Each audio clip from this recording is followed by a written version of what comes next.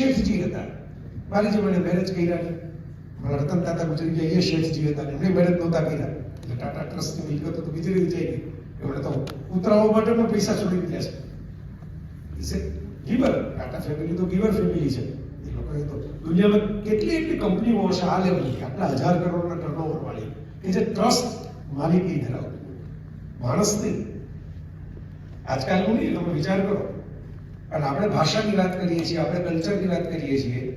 JRD Tata, જેમણે રતન તાતાને વારસો આપેલો, એ જેઆરડી ટાટા ગુજરી ગયા, એમનો હું પોતે જોઈ આવ્યો છું.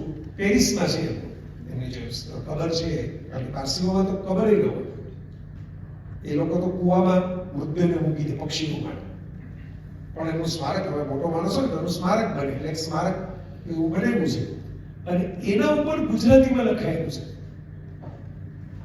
શું કામ?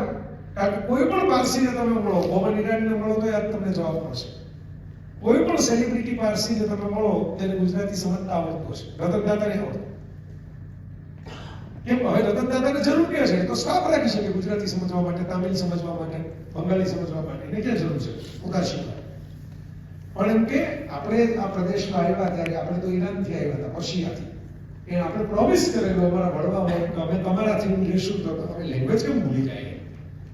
એટલે દુનિયાના કોઈ પણ ખૂણે રહેનારો ગમે તેવો સેલિબ્રિટી પારસી હશે, ઉદ્યોગપતિ હશે, ફિલ્મ સ્ટાર હશે, સ્પોર્ટ્સ પર્સન હશે, એ ગુજરાતી આને યાદ હશે.